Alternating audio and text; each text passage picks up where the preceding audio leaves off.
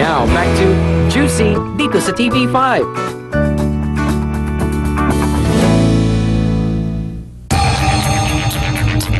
Express Pasabog Top 3, Yula Caballero. In love na kay David Archuleta? Aminado si Yula na matagal na niyang crush ang international kapatid, kaya naman ibang kasiyahan ang naramdaman niya nang malaman niyang makakasama niya ito sa isang serye. At lalo pa itong nadagdagan nang mas makilala niya si David sa set ng Nandito Ako.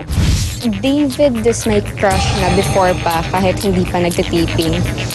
Kaming dalawa ni Jazz, actually, nung sinundo namin siya sa airport, yung crush factor, andun yun lagi. Kilig factor. Nakausap ko si David Archuleta nung Saturday at puring-puri niya yung mga co-stars niya, lalo na ikaw at si Jasmine. Siyempre, flattered kami kasi galing siya sa ibang bansa. For sure, may iba silang standards ng tingin sa kung paano nagtatrabaho yung mga kasama nila. And happy kami kasi nakasama talaga namin siya. But we're very happy kasi may natutunan kami sa kanya and mas nakilala namin siya. Okay, welcome back at ang ating showbiz feed.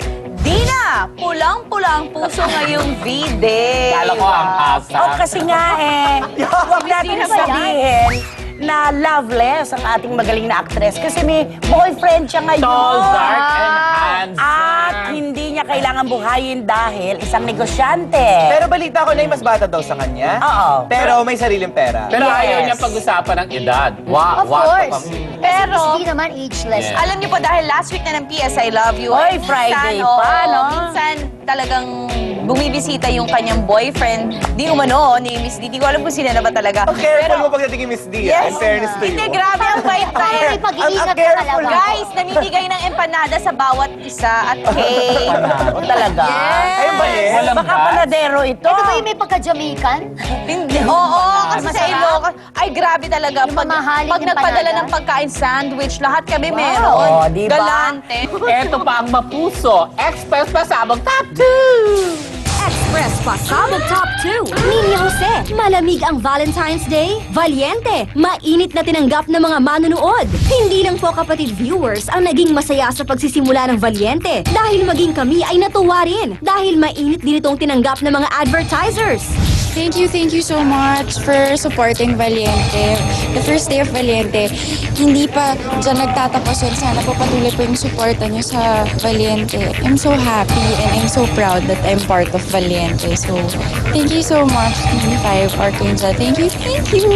Isa ito sa pinakamalaking proyekto ni Ninya bilang kapatid. Kaya naman hindi matapos-tapos ang pasasalamat niya sa inyong suporta. Pero teka, kumusta nga pala ang puso mo, Ninya? Suportado ka rin ba ng boyfriend mo?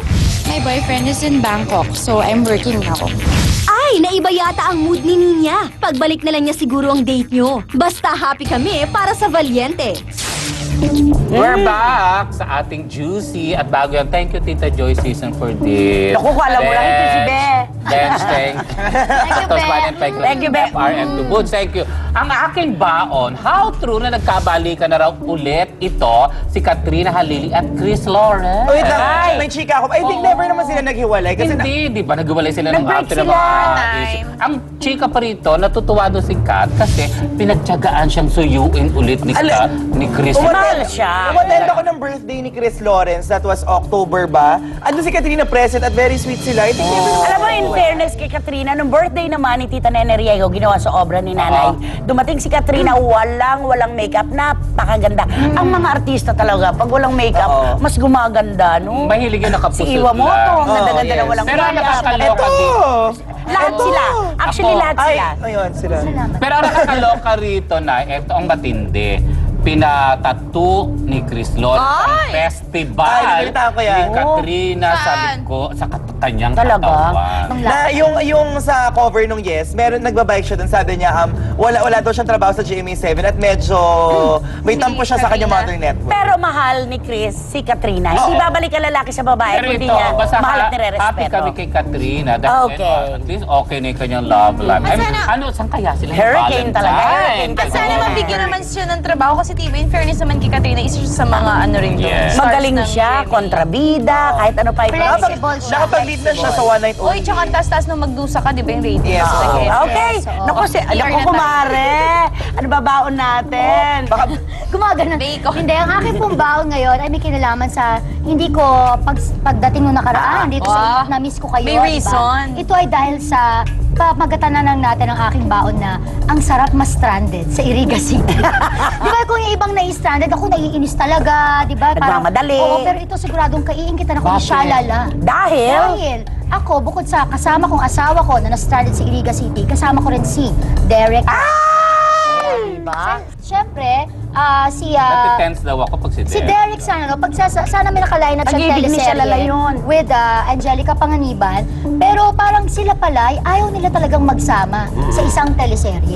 Siguro parang ayaw nilang pagsabayin. May ilang Alam mo, diba? factor, Mahirap, di ba? oo. Na parang may May iniintindi ilang. ka, aarte ka at the same time. So parang ang pagkakasabi ni Derek is ipapaubaya niya muna Okay. kay Angel. Okay. Pero siyempre, alam nyo, Nay, gusto kong tong opportunity na to dahil napakasarap talaga mag-alaga ng mga Irigenyo. Si Chris Biato, yung aming nagdala sa amin doon. Yung mga RM din po nakasama nila, Sian, yan, ano. Napakabait nilang lahat, staff ni Mayor Madeline. Kaya, napakasarap Ang mga Iriga, staff. ang lupang tinubuan ni Miss Nora Honor.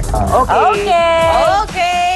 Siya! Tuloy na talaga ang mga siswerte ng ating mga taga-subaybay dahil ito i-announce naman natin ang winners sa Kapatid New Year Pabuenas Text-in Promo! At syempre, ngayon mas marami tumututok dahil mas dumadami na ang nananalo ng 100 peso electronic load. Congratulations sa ating mga winners! Sumali din kayo sa Grand Raffle Draw para a chance manalo ng up to 1 million pesos. Uy naman! Ayan, kaya tawag na agad, di ba? Yes. At kami naman po, ang dami pa namin Agad. sorpresa dahil... Ito ang huling hagupit ng chikahang nag-iinit! Todo ang hirit sa...